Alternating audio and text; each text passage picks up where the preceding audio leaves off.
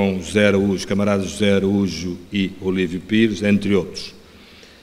E tendo dado nessa fase um contributo muito grande para, no processo de transição para o multipartidarismo aqui em Cabo Verde. Foi, nessa perspectiva, fez a Lei de Revisão Constitucional, ou participou na elaboração da Lei de Revisão Constitucional e na primeira Lei dos Partidos Políticos em Cabo Verde.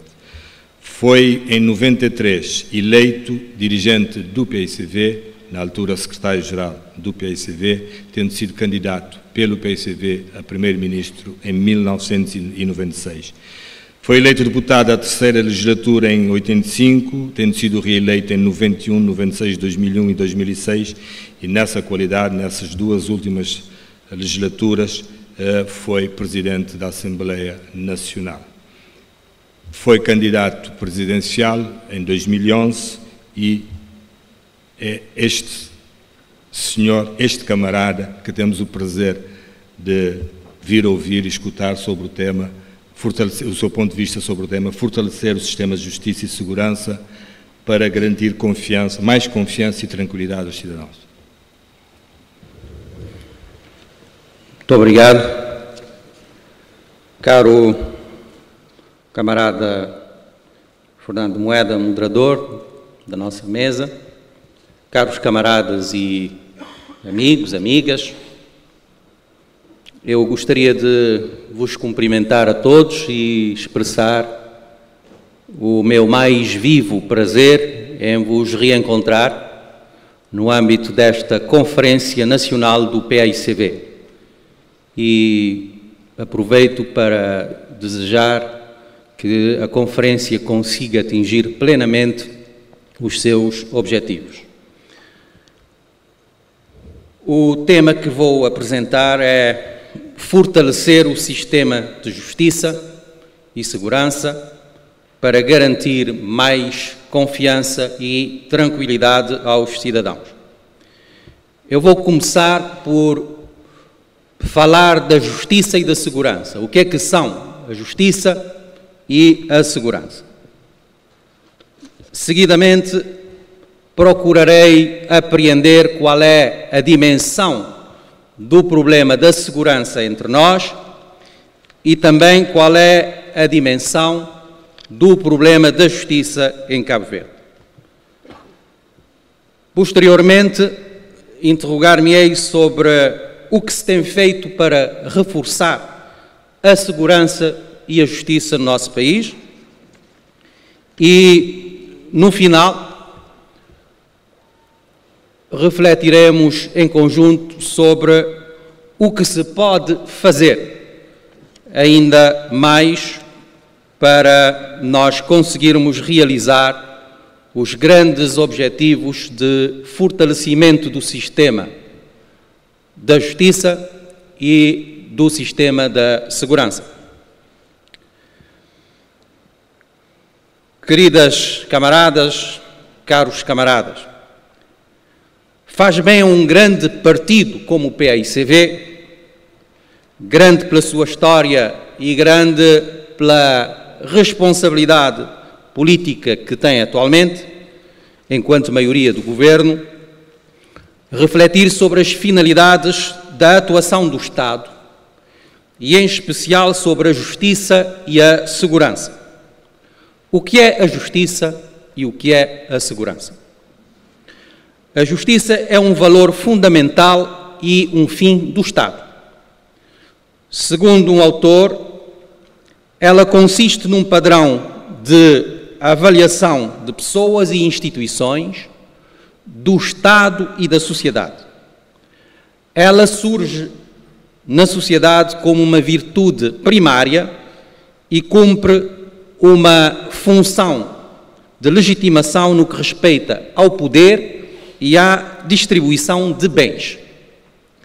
Segundo um outro autor, a justiça pode ser vista também como o conjunto de valores que impõe ao Estado e a todos os cidadãos a obrigação de dar a cada um o que lhe é devido em função da dignidade que cada pessoa tem.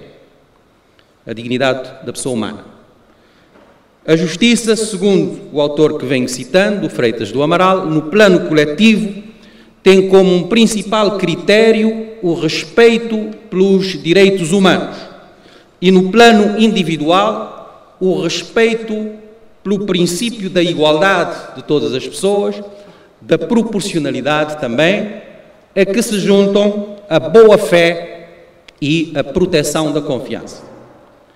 Assim, nas situações em que há pretensões de pessoas que se contrariam ou chocam, e quando há rivalidade na luta por bens escassos, a adoção do princípio da justiça impõe uma perspectiva em que se considera todos os interesses em presença, por forma a que se consiga um equilíbrio e se consiga proporcionar a cada um a sua parte.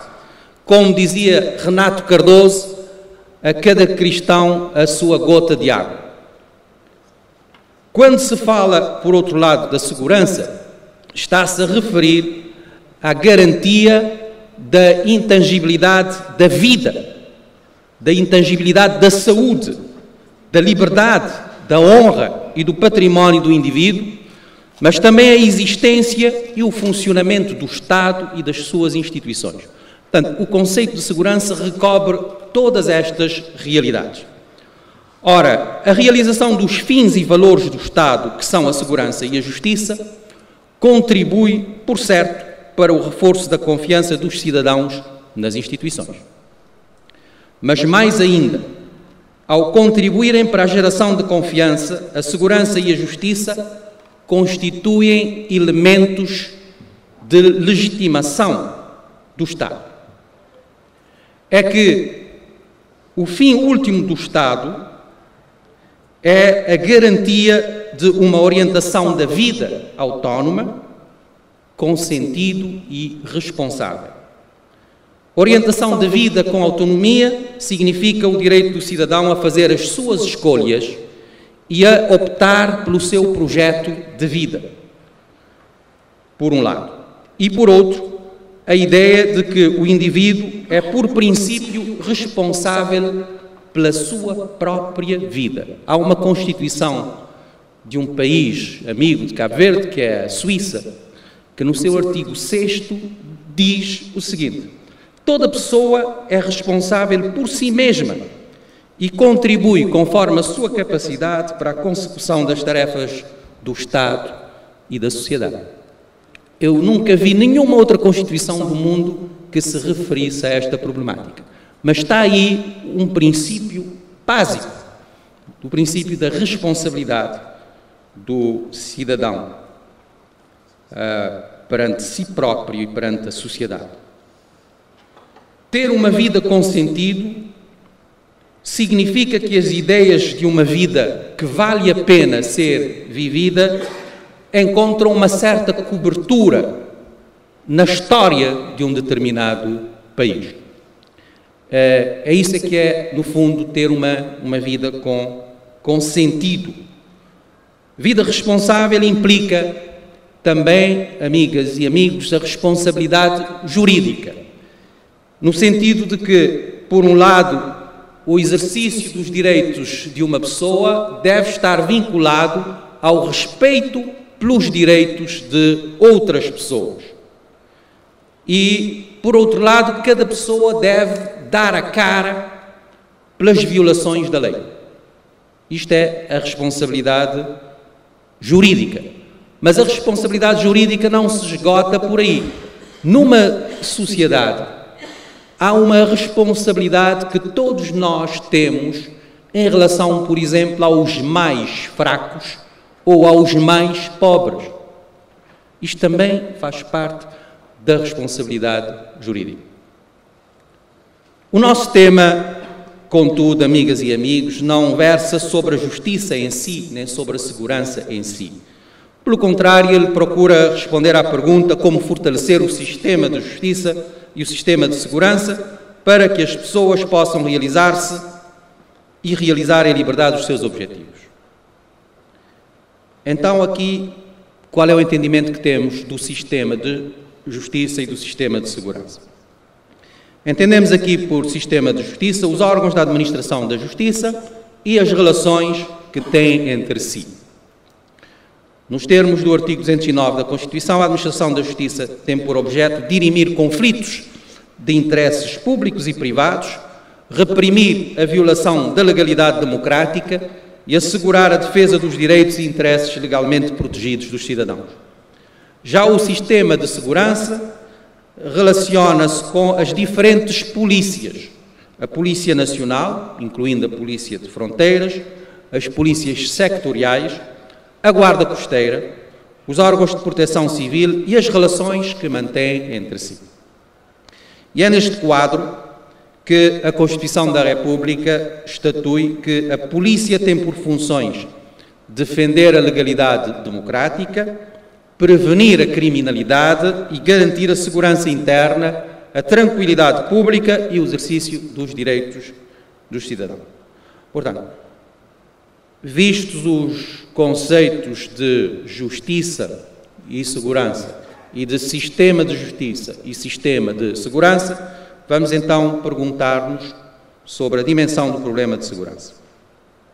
Todos os dias, os órgãos de comunicação social dão conta de crimes violentos e, em especial, de homicídios estúpidos que, com frequência, ceifam a vida de pessoas jovens na flor da idade. O Jornal Expresso das Ilhas, de 19 de setembro corrente, titula um artigo da seguinte forma: Nova onda de violência e insegurança invade a praia. O jornal A Semana Online, de 26 de setembro, traz duas notícias intituladas: PJ detém nora e amante por latrocínio de idoso em São Vicente. Paul, indivíduos acusados de violar criança de 3 anos sob termo de identidade e residência. Com efeito, as estatísticas têm demonstrado um país com crescentes níveis de criminalidade. Dados contidos no Plano Estratégico de Segurança Interna, editado pelo Ministério competente em 2009, indicavam que a taxa média anual da criminalidade era de 5,77%, enquanto o crescimento médio anual da população era de 2,17%, uma diferença sensível. Portanto, o crime crescia mais de 2 vezes mais que a população. A rácio crime-população passou de 28 por 1000 em 1996 para 39 por 1000 em 2007. Em 2010, os crimes contra o património registados atingiram a cifra de 10.033, sendo os mais expressivos nesta categoria os furtos na residência, 2.396, o roubo na via pública, 2.026, o crime de danos, 1.603, e o roubo na residência, 691. Em 2011, os números subiram, 10.360 crimes contra o património, sendo os furtos na residência 2.232, os roubos na via pública 1.976, os danos 1.614 e os furtos na via pública 1.029. Em 2010, os crimes contra as pessoas foram de 10.571, sendo os 4 mais expressivos os de ofensas corporais, 4.090, ameaças, 2.641, injúria, 1.543 e maus tratos contra mulheres, 855. Eu peço-vos atenção para estas cifras. Em 2011 houve também uma subida do número de crimes contra as pessoas, que chegaram a 11.719, ultrapassando os crimes contra o património do mesmo ano. Os crimes mais salientes foram ofensas corporais, 3.996, ameaças, 2.913, injúrias, 1.721 e maus tratos a mulheres, 1.485. Repito, 1.485. Os homicídios foram em 2010 e 2011, respectivamente, de 36 e 53. o que não pode deixar de ser preocupante, atendendo ao bem que é protegido pela lei, a vida. Portanto, os crimes de homicídio, embora em menor grau, naturalmente, têm um impacto social muito maior, porque retiram a pessoa da convivência. Portanto, retiram o bem maior, que é a vida às pessoas. Vê-se, pois, amigas e amigos, que há uma aproximação muito grande dos níveis de crimes contra o património aos crimes contra as pessoas, por um lado, e por outro, um índice significativo de violência social. Este nível de violência traduz-se nas ofensas corporais, nos homicídios, nos roubos, nas ameaças e nos maus tratos às mulheres, que, em virtude do caráter público do crime, conheceram uma maior revelação, de todo modo muito preocupante. Comparando os números de crimes contra as pessoas e contra o património nas chamadas ilhas turísticas, Boa Vista e Sal, nota-se o seguinte: em 2005, na Ilha da Boa Vista, registaram-se 71 crimes contra o património. Se calhar era o tempo em que se dizia gente bobista catafetã. E em 2010, 379. Estão a ver uma diferença num curto período de tempo. No mesmo espaço de tempo, no Sal, registaram-se 1033 crimes em 2005 contra 868 em 2010. No que diz respeito aos crimes contra as pessoas, os valores foram nas mesmas datas, de 247 contra 404 na Boa Vista e de 894 contra 924 no Sal, havendo, pois, em ambos os casos, uma subida mais forte na Boa Vista do que no Sal, e haverá seguramente razões para isso. Por outro lado, a delinquência juvenil, ligada a uma cultura de promoção da violência e ao surgimento de gangues organizados e estimulada por indicadores de desemprego juvenil desfavoráveis em certas ilhas, é preocupante, em especial na praia, cidade capital. A proliferação de armas ligeiras no país e o aumento de casos de deportação de cabo-verdianos em conflito com a lei em países estrangeiros têm aparentemente facilitado os fenómenos de criminalidade e gerado ainda mais insegurança no país. Há que referir também ao agravamento da sinistralidade nas estradas e as dificuldades de regulação e contenção da imigração ilegal, que são fenómenos que geram alguma preocupação e interpelam o Estado e a sociedade no domínio da segurança. Não deve causar espanto, então, se nestas condições a percepção dos cidadãos é de que não podem dormir tranquilos em muitas ilhas. Esta percepção, na razão inversa da incapacidade de resposta do Estado, tem levado muitas pessoas a se organizarem de diferentes formas para garantirem a sua segurança. É assim que, segundo estudos realizados, a tendência para estabelecer gradeamentos nas portas e janelas das casas já aumentou só de 2006 a 2008 de 11% para 17%.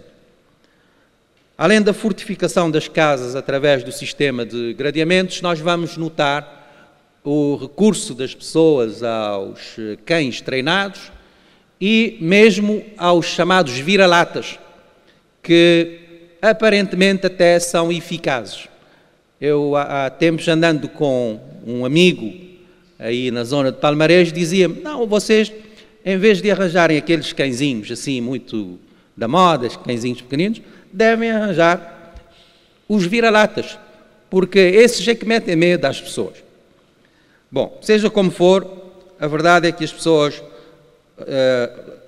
se socorrem destes cães, e há uma outra serventia a que as pessoas se têm recorrido, que é o recrutamento de guardas pagos. De guardas pagos para garantirem a segurança, o que é um ónus, é um encargo para o orçamento doméstico. Eu, pessoalmente, fui assaltado na minha casa há algum tempo e, na sequência disso, eu tive de recrutar 2 guardas, um para a noite e outro para o dia. Claro que depois, como o orçamento não dava, eu tive de diminuir Tive de cortar num deles e, claro que ainda, neste momento, tenho um guarda, como muita gente tem guarda. Agora, portanto, nós temos um Estado que tem a tarefa de garantir a segurança, desde os tempos imemoriais. E se o Estado não faz, nós pagamos imposto para isso, nós somos obrigados a recrutar, digamos, os meios necessários para garantir a nossa segurança, fazendo despesas que não estão programadas normalmente nos orçamentos domésticos. Portanto, há que pensar em como ressarcir as pessoas que investem na sua própria segurança, como há deduções para determinadas coisas. Há deduções para a educação. Por que é que não há de haver deduções para aqueles que realizam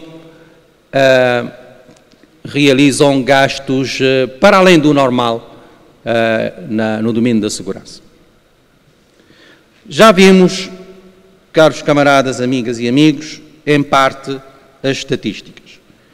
Agora, do que se trata é de ver qual é o sentimento popular. A população tem um sentimento que se afasta um pouco das estatísticas, mas segue em linhas gerais a estatística.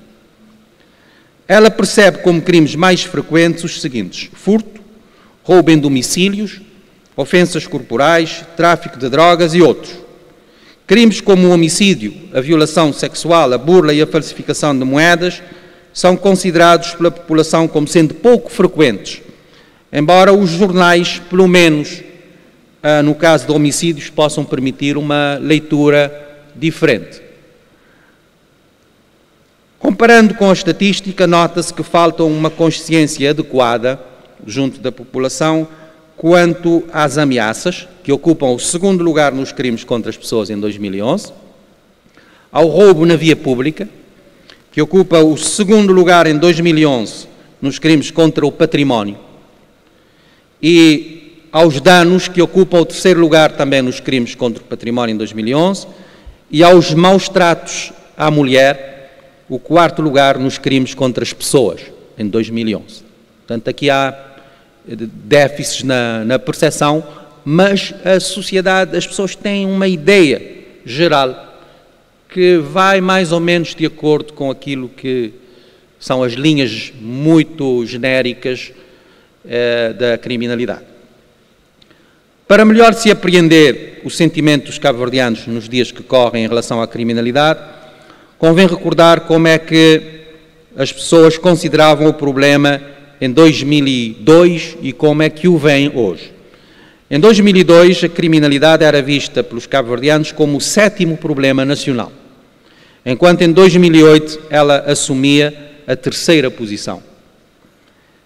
Nessa altura, cerca de 2 em cada 3 cabo-verdianos consideravam que o governo não tinha sabido combater a criminalidade, sendo esta percepção crítica maior na Praia e em São Vicente, as duas maiores cidades do país. Em Mindelo, as duas maiores cidades do país. Esta é, em linhas gerais, a dimensão do problema da segurança na sua componente mais interna. Estamos a falar da segurança externa.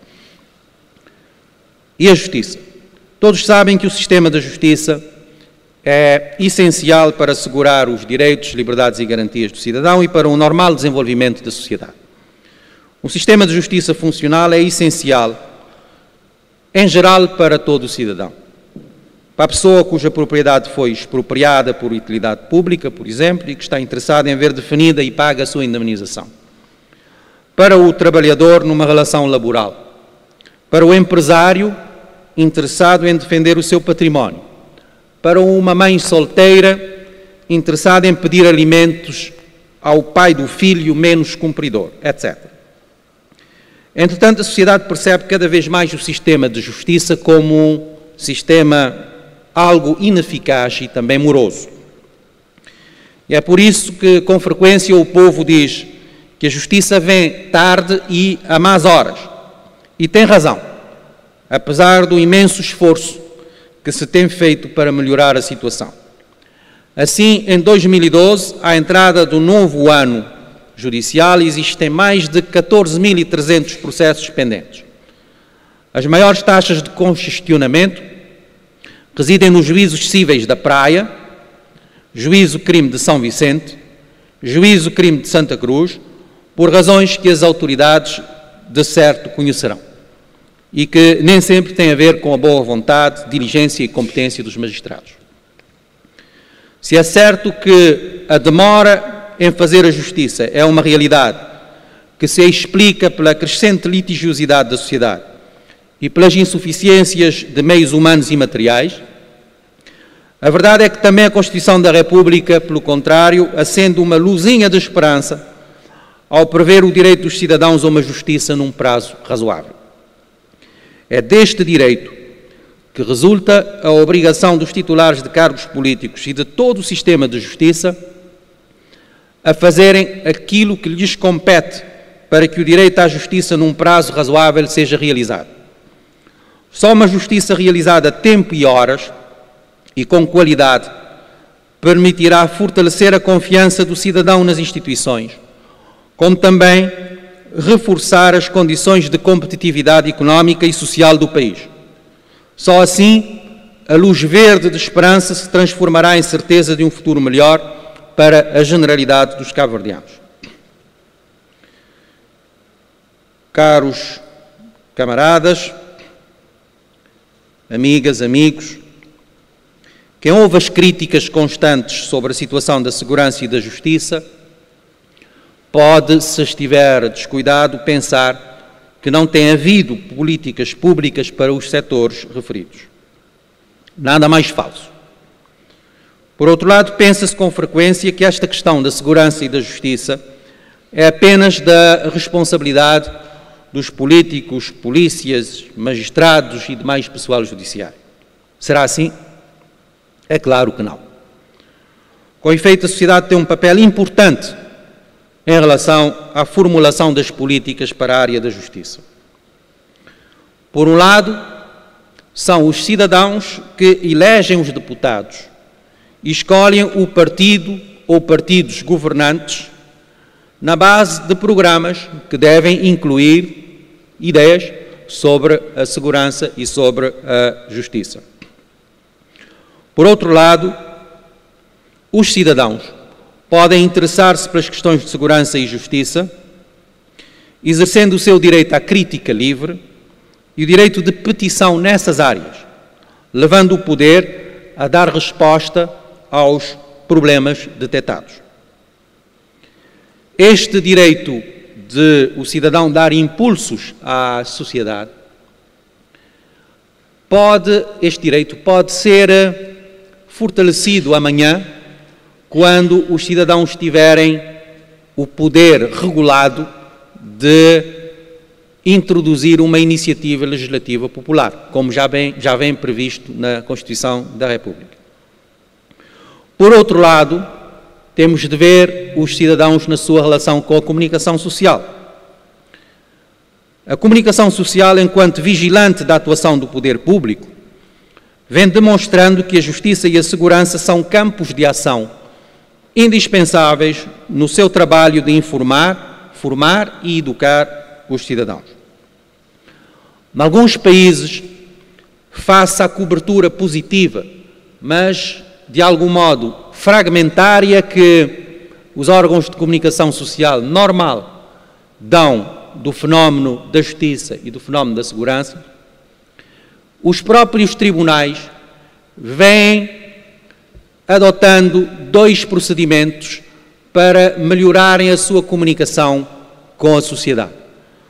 Há uma perspectiva minimalista em que os tribunais, por exemplo, recrutam assessores para a comunicação social. E há uma outra perspectiva, já mais maximalista, em que tribunais detêm os seus próprios órgãos de comunicação social, como é o caso do Brasil, onde o Supremo Tribunal de Justiça tem uma rádio e tem uma televisão. Imaginem. No domínio da segurança, todos sabem que tem havido importantes atuações do Estado no sentido de incrementar o nível de segurança interna no país. Houve importantes mudanças institucionais na evolução da Polícia da Ordem Pública para a Polícia Nacional. houve o aumento de efetivos e de recursos colocados à disposição do setor. Um acontecimento fundamental, a meu ver, e orientador para a política de defesa e segurança nacional foi a adoção do conceito de defesa e segurança, aprovado em 2011, não obstante este conceito transcender o domínio tradicional da segurança interna, como é óbvio. Este conceito de defesa e segurança, entre outras coisas, permitiu a caracterização do contexto internacional e nacional que se vive do ponto de vista da segurança, a inserção do país no sistema das relações internacionais, a definição do espaço estratégico de interesse nacional, a identificação das principais ameaças a que o país está sujeito, os valores permanentes da comunidade e os valores universais, bem como as estratégias e os meios de ação. Vale a pena referir as ameaças identificadas pelo conceito: agressão, tráfico de drogas, de armas e de pessoas, a criminalidade organizada, o terrorismo e a pirataria marítima, as catástrofes e calamidades, a proliferação de armas nucleares e de outras armas de destruição massiva. Portanto, este foi, de facto, um passo importante para clarificar, no fundo, os instrumentos para se garantir mais segurança ao país. Num outro plano, há que realçar um documento fundamental de políticas públicas no domínio da segurança interna, o Plano Estratégico de Segurança Interna, aprovado em 2009, que depois da análise da situação inclui um conjunto de eixos programáticos com vista a reforçar a segurança interna do país. Eu não vou agora especificar todos esses eixos para não consumir também demasiado tempo. É claro que o Plano Estratégico de Segurança implica a definição de programas políticos operacionais de mais curto prazo e o seu acompanhamento. Tais programas devem ser dados a conhecer à sociedade, ao Parlamento e aos parceiros. No domínio da Justiça, nos últimos anos, aumentaram-se os efetivos a nível dos magistrados e do pessoal das secretarias judiciais, registando-se, todavia, estrangulamentos e alguma precariedade a nível das secretarias judiciais. Quando falamos da precariedade, estamos a referir-nos às condições dos membros, portanto, dos trabalhadores da secretaria, que não garantem muita estabilidade aos mesmos.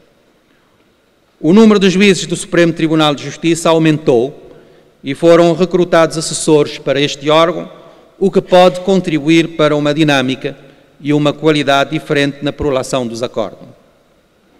Foram igualmente construídas infraestruturas dignas, tais como palácios de justiça em certas comarcas, São Vicente, Santa Cruz, Santa Catarina, havendo outras que reclamam o mesmo. A recente revisão da Constituição em 2010 veio trazer um quadro normativo modificado para o setor da justiça, com especial destaque para 3 inovações. Primeiro, a previsão de uma instância judicial entre os tribunais de primeira instância e o Supremo Tribunal de Justiça, os tribunais de relação, que devem ser implementados num determinado prazo. Segundo, a previsão da obrigatoriedade do Conselho Superior da Magistratura do Ministério Público apresentar também o seu relatório sobre a situação da Justiça anualmente. E terceiro, a previsão de um presidente do Conselho Superior da Magistratura Judicial como órgão a tempo inteiro e que não acumula o cargo com qualquer outro. No setor da Justiça há, no entanto, algumas situações críticas. Há a falta de execução da Constituição no domínio do contencioso administrativo, situação que já se arrastou por cerca de 13 anos e que foi referida recentemente pelo venerando Presidente do Supremo Tribunal de Justiça, na linha de diversos outros pronunciamentos de titulares de cargos políticos. Há também a falta de implementação do Tribunal Constitucional e de designação do Provedor de Justiça, instituições previstas na Constituição desde 1999 e que continuam à espera de ver a luz do dia. A questão que se coloca é se estas omissões constitucionais não causaram danos significativos à justiça no país, à consolidação do Estado de Direito, à luta pela defesa dos direitos do cidadão e por uma boa administração e à imagem e credibilidade do Estado. A resposta, a meu ver, só pode ser positiva. Não colhendo os argumentos de que a jurisdição constitucional se encontra atribuída ao Supremo Tribunal de Justiça e que, portanto, não há que se preocupar, de que noutras paragens não há tribunais constitucionais ou provedores de justiça, pois existe um consenso constitucional e este consenso constitucional deve ser articulado e praticado. Penso ser um insulto aos cabo-verdianos dizer que a justiça constitucional é um luxo para os cabo-verdianos. Daqui a nada vai-se dizer que a democracia pluralista é um luxo para os cabo-verdianos. E dizer também que não há capacidades internas para se fazer a justiça constitucional, quando nós temos juízes no Supremo Tribunal de Justiça a fazerem justiça constitucional, penso também que é simplesmente ridículo. O que é que se pode fazer para se melhorar a situação nos diversos domínios, nos dois domínios focados, e aproximamos-nos então da última parte da nossa comunicação. Face a este quadro, então, o que é que se pode fazer para melhorar o desempenho do Estado nos setores da segurança e da justiça? Certamente que haverá, tanto no domínio da justiça como no da segurança, que adaptar a legislação às necessidades do país. A pergunta que se coloca aqui é qual é a agenda que a maioria e as oposições têm nestas áreas. Sabemos que o Governo tem uma agenda na área da justiça e também na área da segurança e não sabemos qual é a agenda que a oposição tem nestas áreas. Também, num e noutro plano, haverá sempre a necessidade de se disponibilizar mais recursos humanos para as polícias e os tribunais.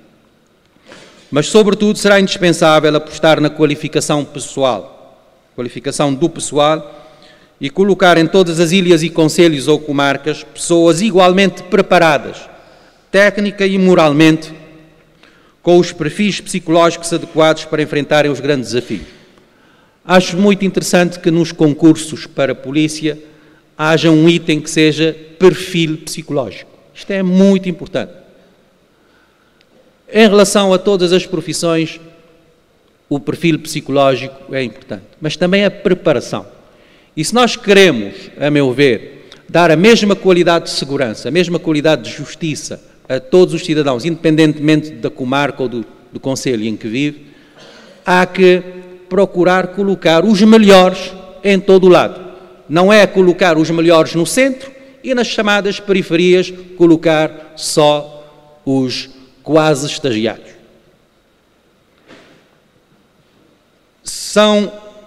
Se uma grande parte dos crimes é cometida na via pública, como vimos, é importante que, para além de uma polícia de proximidade das pessoas, haja também a prática de patrulhamentos ostensivos, por forma a dissuadir os larápios e a dar conforto às populações e aos contribuintes que pagam impostos para o Estado ter uma polícia eficaz e eficiente.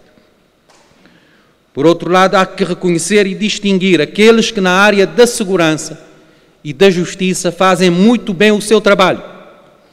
Os policiais, os magistrados, os advogados, os académicos e o pessoal da secretaria devem ser, a meu ver, distinguidos na medida da sua contribuição para a coletividade. É claro que a questão dos juízes coloca-se de uma forma diferente, porque a distinção dos juízes tem de obedecer a critérios de prudência que não serão os mesmos que para outras individualidades. Os sistemas de justiça e segurança devem poder contar também com infraestruturas funcionais e equipamentos de mobilidade e outros para que estejam capacitados para realizar da melhor forma as suas funções. Neste sentido, o Estado deverá prever os recursos financeiros necessários para a próxima década e esforçar-se por realizar este desiderato. O fortalecimento dos sistemas de justiça e segurança pressupõe um compromisso muito forte com a qualificação permanente do pessoal, com base no aproveitamento das estruturas de ensino existentes no país e com base na cooperação internacional, como aliás tem acontecido. Há quem pense também que talvez fosse positivo fazer-se uma auditoria independente ao sistema judicial, com vista a detectar os seus maiores constrangimentos e a propor medidas de melhoria ou reforma ao poder político. Já uma vez o Governo realizou um estudo sobre a Justiça, creio que é importante esta abordagem.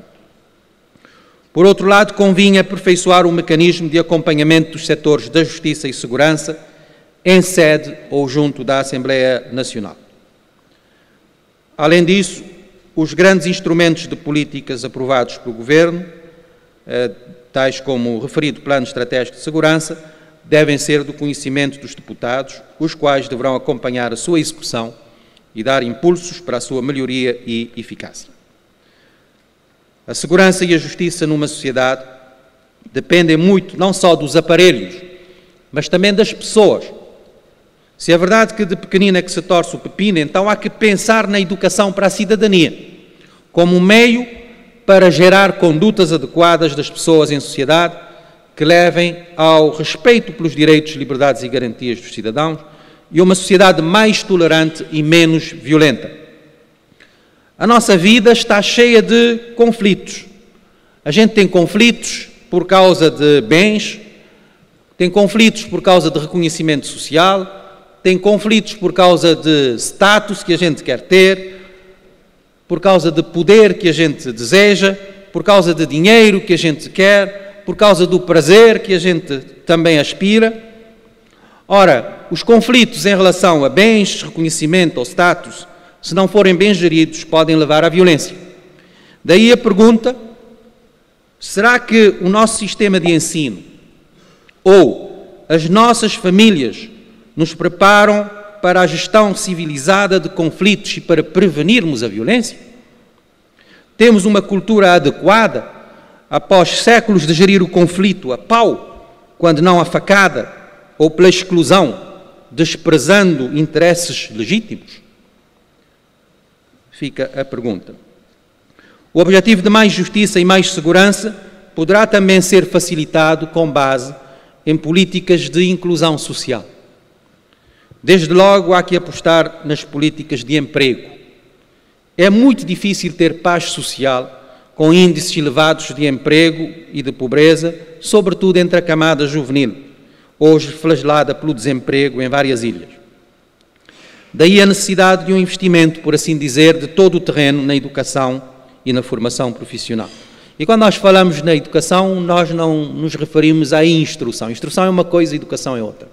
Educação apanha toda a cadeia de valores que é importante.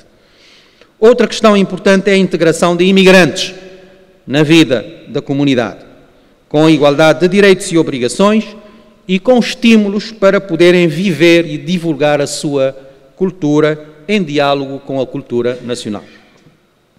Uma atenção especial deverá ser dada às políticas em relação à juventude. Desde logo, já nos referimos a uma educação para a liberdade e responsabilidade e a boa ocupação dos tempos livres. Cabo Verde, como sabem, tem problemas sérios de estruturação das famílias e de assunção da família. Um número muito elevado de jovens não é educado em famílias estruturadas. Muitas crianças não vivem com o pai ou a mãe e, às vezes, nem com o pai nem com a mãe. E isto é um problema terrível de que as pessoas não se apercebem. Existe um grande absentismo paterno ou materno por razões distintas. Às vezes é simples imigração ou trabalho longe de casa, outras vezes é pura irresponsabilidade. E é claro que isto afeta na orientação das crianças. Além da família, como estrutura de socialização, também tem, porventura, falhado na educação para a boa convivência social, a escola e a vizinhança. Pode parecer de uma linha muito tradicional a gente estar a falar na vizinhança, mas as pessoas que têm, se calhar, de 40 anos para cima, sabem o que é isso de vizinhança enquanto uma estrutura de socialização, de transmissão de valores. E a nossa sociedade, acho que tende a olhar um pouquinho mais para essas estruturas tradicionais. Porque há sociedades bem modernas, mais modernas do que a nossa, como por exemplo nos Estados Unidos, onde se dá muita atenção a essa questão da vizinhança. Por isso é fundamental o reforço das estruturas de socialização tradicionais, família, escola, vizinhança, e o desenho de políticas a elas direcionadas. Políticas culturais, desportivas, de lazer, de urbanização e outras que poderão ter reflexos positivos na convivência social, no reforço da autoestima e na apropriação de valores da sã convivência e tolerância. Neste contexto, são de saudar as medidas no âmbito do Programa de Segurança Solidária que o Governo definiu, dirigidas às comunidades e aos jovens, e que abrangem projetos relacionados com o desporto, a luta contra a droga, o álcool e ações tendentes a dar combate ao insucesso e ao abandono escolar. Portanto, esta é uma linha absolutamente positiva. A questão da segurança é uma questão que deve ser assumida também a nível dos municípios. Pergunta-se se uma via importante não poderia ser a institucionalização dos conselhos de segurança municipais. Por outro lado, os municípios poderiam, em colaboração com as polícias, as escolas, associações comunitárias e comunidades religiosas, desencadear em ocasiões adequadas reflexões nas comunidades sobre temas e valores fundamentais da cidadania, como a justiça, a igualdade, a segurança, a solidariedade, a tolerância, a educação para a não violência e a gestão de conflitos. Uma fórmula importante para a assunção da segurança e da justiça pela sociedade, e não apenas pelo Estado e pelos municípios, poderia ser a institucionalização de um Congresso Nacional de Justiça e Segurança, de 3 em 3 anos, em que pudessem participar não só atores estatais e municipais, mas também a sociedade civil organizada para debater as questões da justiça e segurança e fazer recomendações aos diversos poderes estatais e sociais. Termino dizendo: a segurança e a justiça são fins do Estado e valores sociais. A sua realização é um fator gerador de confiança nas instituições. A segurança e a justiça são problemas de todos e não apenas do Estado. Só assumindo a segurança e a justiça como problemas de todos é que podemos criar condições adequadas para que as pessoas possam realizar os seus direitos em paz e tranquilidade e desenvolver os seus projetos de vida. Segurança, justiça e confiança são, sem dúvida, um triângulo virtuoso para a sociedade. Sobretudo, a confiança é um bem inestimável, cujo valor não se nota em tempos de bonança, mas que se percebe quando se atravessa o mar das dificuldades e tormentas que as crises fomentam. Muito obrigado pela vossa atenção.